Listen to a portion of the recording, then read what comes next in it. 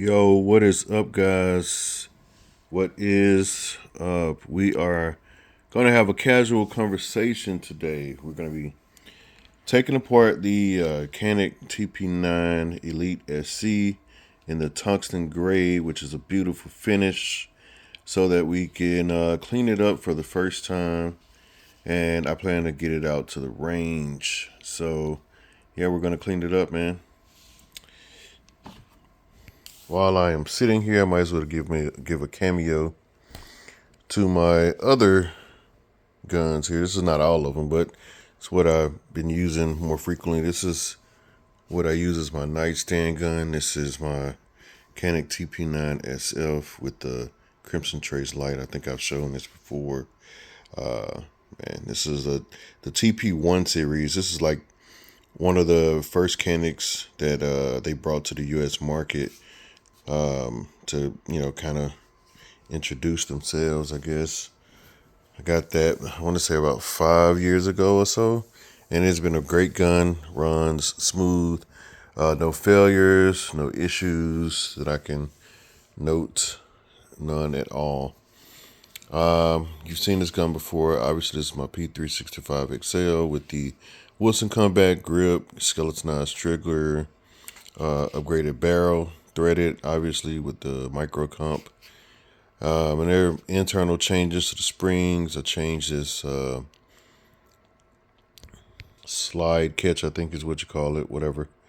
Anyway, I plan on doing some more upgrades to this. I'm going to change out some more of the pieces here. Probably going to put an extended safety on here at some point, as well as probably change this takedown, and maybe get one that has a rest, but we'll see.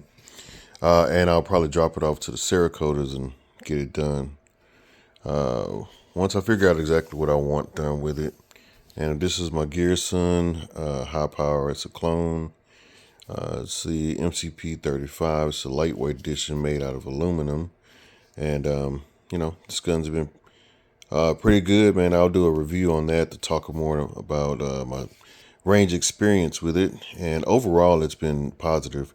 I did have a few hiccups, which we'll talk about in that review. At any rate, let's get to the gun of the hour, which is the Elite SC. So here is my makeshift tabletop. This is basically my ammo can. And I took the box from the first Canik 1 series that I got. And as you can see, unlike the Caniks now, they have all these extra tools and accessories in it. This box has nothing. You literally got the gun and one extra mag. And actually, I don't even think it came with an extra mag. I think you just got the gun and one mag, and that was pretty much it. Let's check to make sure this gun is clear. And there's no mag in here, so we'll take this down. And then we'll keep chatting here. So while I'm taking this down, we'll just kind of go over the gun and we'll talk about it. And if you guys want to comment on these cleaning and lubricating, things, and that's cool. I mean, I know people use more expensive stuff. I use basic hops that you can get from your local stores. Nothing fancy. I don't need all the, look, if you want to use all that extra stuff, that's fine. I've been shooting guns for 20 plus years, and the stuff I use has worked fine. So all that extra stuff is just that. It's extra in my opinion. So let's go over the gun real quick.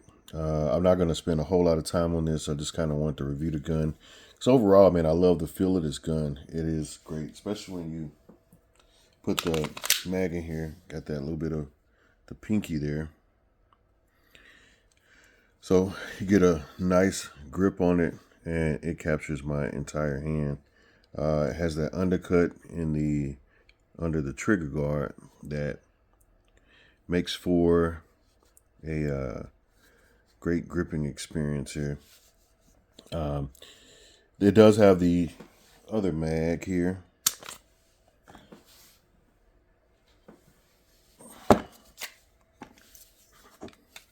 Has the even longer extension. That's the 15 round mag. And I mean, it feels like a full size gun when you throw that one on there.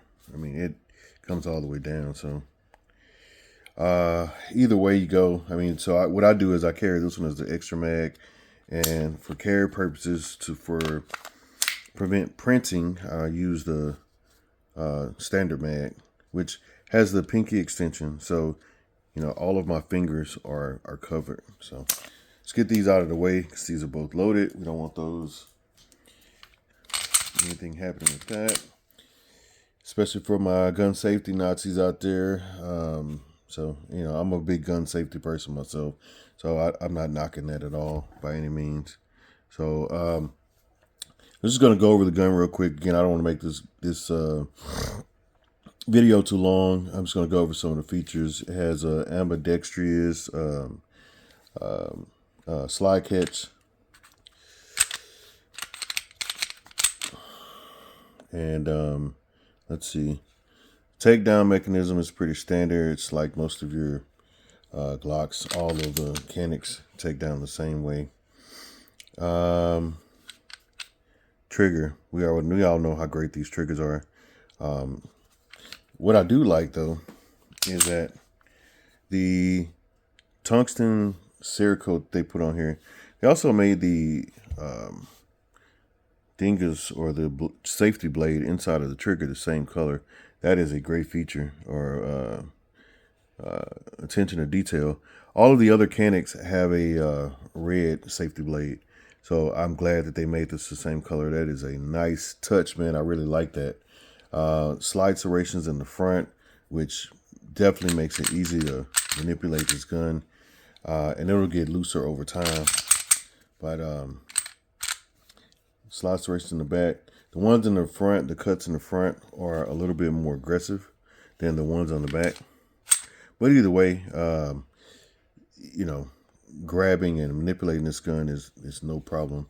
Fiber optic front. Right now it has the green fiber optic. Inside of the case, it came with a red or orange.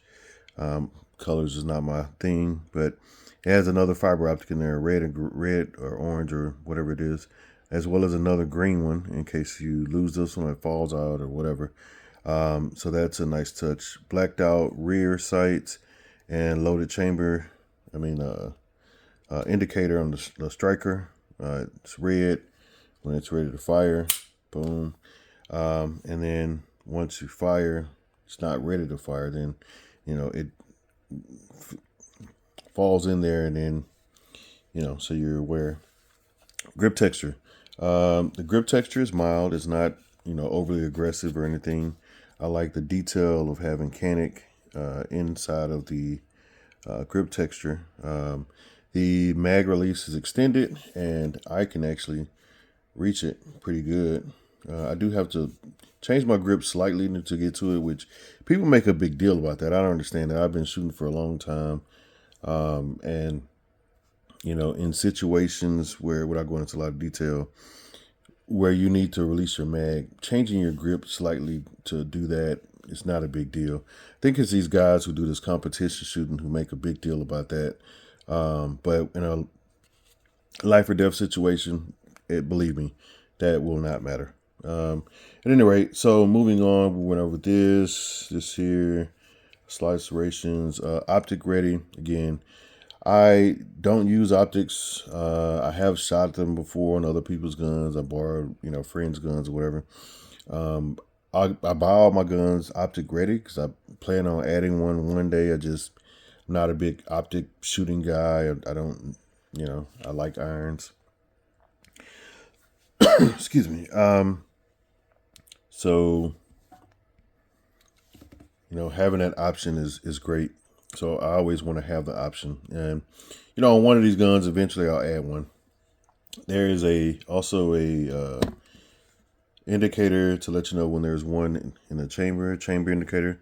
So when there's one in the chamber, this will protrude. Takedown is pretty standard.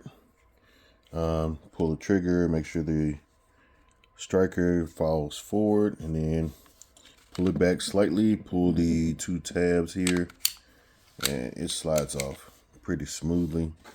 No issues there. captive spring and guide rod set up here, and it feels pretty sturdy. Here's your barrel. Beautiful coat on there. Feed wrap is polished really, really nicely. So that is a great touch here. Other than that, I mean, that's pretty much it as far as features and all of that. Like I said, this striker, indicator will protrude when there's one in the chamber. And there's your ejector. So, yeah, I think we've covered everything. And I will end the video there, and I'll get this thing cleaned up.